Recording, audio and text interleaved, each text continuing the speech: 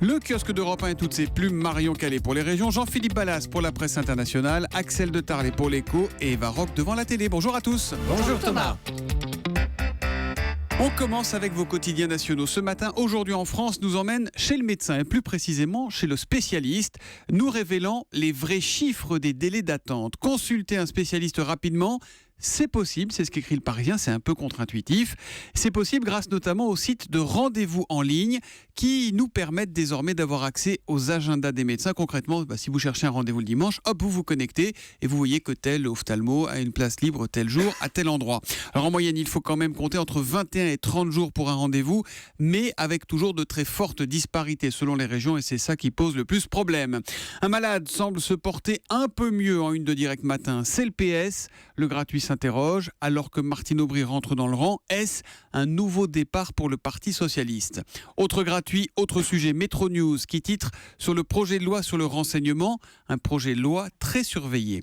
Les Échos comme Libération reviennent sur la vente à l'Inde de Rafale. Le Rafale donne aux armées de l'air, jeu de mots. Ce contrat va permettre à la défense de préserver son budget, écrit Libé. Mais c'est bien Hillary Clinton qui fait la une du quotidien, comme celle du Figaro d'ailleurs. Elle se lance dans la course à la Maison-Blanche. Élection encore, mais chez nous, avec cette petite info dans le Figaro, c'est un petit entrefilet qui nous donne les dates des prochaines régionales. Et ce sont les 6 et 13 décembre prochains que nous voterons. À la une des régions, Marion Calais, quelles sont les unes de la presse quotidienne régionale ce matin, la PQR ? Eh bien, c'est un entrefilet en une, mais l'histoire interpelle, celle d'Albert à Maxéville. Cela fait 4 mois que cet homme, en fauteuil roulant, ne peut plus sortir de chez lui au 4e étage. L'ascenseur ne fonctionne plus. L'Alsace, de son côté, met à la une les aveux de la mère dans le drame de Schlierbach. Elle a avoué avoir tué 3 de ses 4 enfants samedi. Avoir tenté également de s'en prendre à son mari dans un état psychologique difficile. Elle a été hospitalisée, précise l'Alsace. Des conseils aussi ce matin, ceux du bien public pour trouver un job d'été. Thomas, alors, si ça vous intéresse, oui. Sachez qu'il faut d'abord anticiper, bien préparer son CV. Ensuite, la recherche doit être active avec l'envoi de plusieurs candidatures. N'hésitez pas donc à envoyer des lettres et ne pas oublier les réseaux sociaux pour se faire connaître et s'informer. Oui, Vous sinon, voudriez faire quoi cet été, Thomas ? Moi, je voudrais vendre des glaces. Je l'ai fait quand j'étais jeune, j'adorais ça. Je ne me suis jamais lassé de manger les glaces à la petite cuillère en cachette derrière. Voilà, mais il ne faut pas le dire. Ce matin, l'histoire qui vous a le plus intéressé, Marion, on la lit dans le Télégramme. C'est une enquête surprenante sur les déserteurs. Oui, le Télégramme qui a assisté aux audiences devant une formation spéciale du tribunal de grande instance de Rennes. Elle se réunit une fois par mois pour se prononcer sur des dossiers relatifs à l'armée, à des militaires. Ils sont moins d'une dizaine à y comparaître chaque mois. Détention de stupéfiants, mais surtout désertion. Les cas s'enchaînent, raconte le Télégramme qui a assisté donc à l'une de ces audiences. Alors chacun y raconte ses raisons d'avoir déserté. Souvent, c'est quand même ce qui revient, le récit d'un harcèlement, celui d'un adjudant pour l'un ou des camarades des militaires pour l'autre. Par exemple, à Ahmed, même si les prénoms ont été modifiés, lui vient de Toulouse. Il n'a pas regagné son unité après un arrêt maladie. Il assure qu'après mars 2012, après l'affaire Mera, eh bien, c'est devenu l'enfer. On m'a fait payer le fait que je venais de Toulouse. Et il raconte donc ces nombreuses alertes sans réponse auprès de sa hiérarchie. Voilà donc le récit finalement de ce quotidien dans l'armée et de ses audiences donc devant une formation spéciale du TGI de Rennes. C'est-à-dire donc ce matin dans le Télégramme. La presse internationale. Alors Jean-Philippe Ballas, vous dites qu'il va nous parler de Clinton, d'Hillary Clinton. Mais non, mais il va jamais dans l'évidence comme ça. Il nous parle de Clinton, la fille. Voilà, Chelsea Clinton qui s'offre la une, les amis, quand même, du magazine Elle, s'il vous plaît. Alors, l'édition américaine du mois de mai, là-bas, c'est un mensuel, faut le savoir. Alors, on vous a mis cette couverture sur le compte Twitter d'Europe 1. Si vous avez raté quelques épisodes et que vous avez le souvenir d'une ado C'est boucle Chelsea rousse... Clinton, ça ? Absolument, C'est au bonheur de elle. Photoshop, non, ou pas, non ? Voilà, une jeune femme de 33 ans au look chic et sophistiqué à la fois. On sent effectivement que les stylistes ont donné leur maximum. Vous direz que côté timing aussi, ça tombe très bien, puisque cette une paraît au moment où Hillary, la maman, se lance dans la course à la Maison-Blanche. Parce que c'est vrai que dans la famille, on parle souvent de Bill, mais désormais, il faut aussi compter avec Chelsea. Je suis plus dur que j'en ai l'air, c'est ce qu'elle dit dans les colonnes du L. C'est toujours à moi d'aider les gens pour qu'ils oublient leurs préjugés. Mais en fait, elle fait quoi dans la vie, Chelsea ? Alors, on la voit parfois sur la chaîne NBC, où elle joue un peu les journalistes. Alors, c'est pas mal, mais c'est vrai que ça fait un petit peu ricaner aux États-Unis quand elle a commencé à faire des chroniques sur la chaîne. Elle est aussi mariée à un financier avec qui elle a eu une petite fille, Charlotte, 7 mois. Elle en parle abondamment dans le L. Et puis aussi, elle s'occupe activement, ça c'est plus sérieux aussi, de la fondation Clinton qui lutte contre la pauvreté. Et puis sinon, à part ça, Chelsea a aussi un avis sur le prochain ou la prochaine locataire de la Maison Blanche. Tiens. Si vous me demandez s'il est important d'avoir une femme présidente, je vous dis... Oui, déclare Chelsea. C'est étonnant ça. Ardente avocate de l'égalité homme-femme. Elle signale d'ailleurs qu'au Congrès américain, il n'y a que 20% d'élus ES. Et que L'égalité homme-femme, c'est comme papa était président, il faut que maman soit présidente. Voilà, Ça, en fait. Et ça marchera très bien comme ça dans la famille. Alors pour Chelsea, quand une femme est au pouvoir, elle a souvent plus de succès qu'un homme, notamment parce qu'elle manie l'art du consensus, c'est ce qu'elle dit. Bref, toujours important de savoir qui s'assoit autour de la table et qui préside la réunion. Ce serait pas mal si c'était maman, donc. On sent que Chelsea ne serait pas contre l'idée de repasser une tête un de ces jours du côté de la Maison Blanche. Petite question, qui a dit « Very proud of you, mom » C'est l'américain, ça veut dire très fier de toi, maman. Et oui, c'est un tweet que vous voyez d'ailleurs sur notre fil européen. C'est donc à lire ce matin un peu partout aux États-Unis et dans le monde.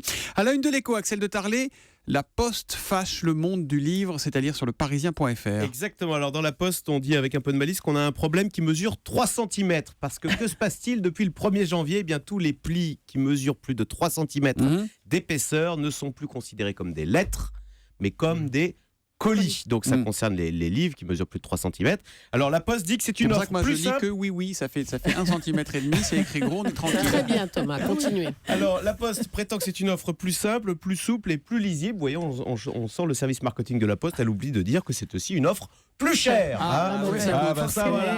Voilà, un livre de 700 grammes par exemple, il va coûter 5 €, un peu moins de 5 € même en lettres, et si vous passez en Colissimo, c'est 7,25 €. Et puis les libraires disent, écoutez, en Allemagne, ils sont restés à 5 cm. C'est-à-dire, on peut envoyer un pli de 5 cm, c'est toujours une lettre. Mais moi, je me rends pas compte, 3 cm d'épaisseur, c'est quand même gros pour un livre. Alors, voilà, exactement. C'est lui qui va filer le lapin. Par exemple, j'ai là un excellent livre qui mesure 1 cm. La crise est finie d'Axel de Tarlé. Vous pouvez l'envoyer. C'est pas possible. Vous pouvez l'envoyer. Ça, il n'y a pas de problème. C'est une lettre. En revanche, j'ai là un gros livre qui mesure 4 cm. Qui n'est pas d'Axel de Tarlé. Alors, c'est pas d'Axel de Tarlé, c'est le dictionnaire pratique du droit humanitaire. Très bien. Il mesure 400 Est-ce que vous avez cm. vraiment envie de l'envoyer à quelqu'un, celui-là? Il mesure 900 pages. Et bien, celui-là, vous ne pouvez plus l'envoyer par la lettre. Vous devez l'envoyer en Colissimo. Bah oui, mais c'est normal. Mais alors, c'est un vrai paquet. En lettres, ça coûtait 6,30 € et en Colissimo, ça coûte 8,95 €. Alors, les éditeurs sont furieux parce qu'ils envoient beaucoup de livres. Alors, eux, néanmoins, ils étaient tellement furieux qu'ils ont réussi à trouver un accord avec la Poste. Mais ce sont les libraires qui sont vraiment furieux parce qu'ils disent, en plus, donc on va devoir payer plus cher, mais Amazon, lui, a négocié des tarifs préférentiels, ce qui fait qu'une fois de plus, les petits sont en situation de concurrence déloyale face au gros Amazon qui évidemment, a pu négocier un tarif préférentiel parce qu'Amazon, c'est le premier client de la Poste, qui représente 10% de son chiffre d'affaires. Axel de Tarlé. Je vous l'offre, une petite couche sur votre Il est livre. même dédicacé. Oh là là, c'est... Qu'est-ce qu'il a écrit ? Lisez la dédicace. Qu'est-ce qu'il a mis pour Eva C'est vrai en plus. Qu'est-ce qu'il a mis ? Allez, qu'est-ce qu'il a mis ? Tu vas te régaler, c'est comme un kiosque mais en plus long. Bonne lecture. C'est incroyable Axel de Tarlé.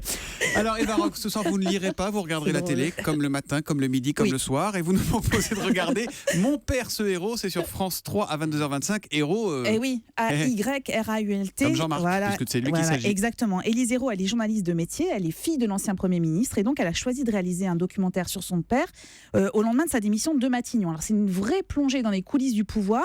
Parfois, elle filme avec son téléphone portable, et puis parfois elle prend le temps d'interviewer son père, et elle lui demande par exemple s'il est vrai que Manuel Valls a tout fait pour prendre sa place. Je pense qu'il y a eu une sorte d'accord politique, Montebourg soutenant Valls et Hamon soutenant Valls aussi pour, disons en quelque sorte, prendre le pouvoir. Et là, c'est pour moi une sorte de mystère. Est-ce que le président de la République a accepté de nommer Manuel Valls tout en sachant ça ? Et voilà. Alors Jean-Marc Ayrault n'apparaît pas comme un homme aigri, mais il est plutôt désabusé et surtout il a des regrets. Et alors notamment de ne pas avoir laissé Arnaud Montebourg quitter le gouvernement. On était au lendemain du dossier Florange, je ne sais pas si vous vous souvenez. Les deux hommes étaient en total désaccord. François Hollande demande à Jean-Marc Ayrault d'appeler Montebourg pour l'empêcher de démissionner. Et Ayrault raconte ce fameux coup de fil. Arnaud Montebourg a pété les plombs. Il dit tu diriges le gouvernement comme tu dirigeais le conseil municipal de Nantes, et avec ton aéroport, etc. Tu nous casses les pieds. Enfin bref, je passe sur la formule. Elle était plus grossière que ça. Et moi, j'ai gardé mon sang-froid. Je n'ai pas bronché. J'aurais dû, au fond, laisser Arnaud Montebourg prendre ses responsabilités. On aurait bien vu. Voilà, alors pour tout vous dire, on peut être fille d'eux et poser les bonnes questions. Alors d'abord à son père, mais aussi à Il se François livre, hein, Hollande. vraiment, Exactement, dans ce non mais doc. vraiment, aussi à François Hollande dont elle a obtenu un long entretien. On sent surtout, en fait, c'est ça qui est très intéressant, combien la fonction de Premier ministre et la vie qui va avec, hein, le quotidien qui va avec, a pesé sur la famille et a pesé aussi sur cette jeune femme parce que pendant 2 ans, elle est vraiment restée à côté de son père. C'est un regard très différent sur la vie politique et en cela, ça mérite vraiment le détour. C'est donc ce soir, Mon père ce héros, sur France 3 à 22h25. D'ailleurs, parenthèse, il y a un portrait d'Élie Zéron en dernière page de Libération ce matin qui est très très bien fait et qui en permet d'en apprendre un peu plus sur la personnalité de cette jeune femme. Et puis juste avant, sera précédé par un autre doc. Décidément, c'est très politique sur France 3. C'est sur Manuel Valls et c'est signé cette fois François-Olivier Gisbert. Voilà, et ben on est complet, on a de quoi lire avec Axel de Tarlé, on a de quoi regarder la télé avec Eva Rock. C'est l'heure de faire descendre le rideau sur le kiosque.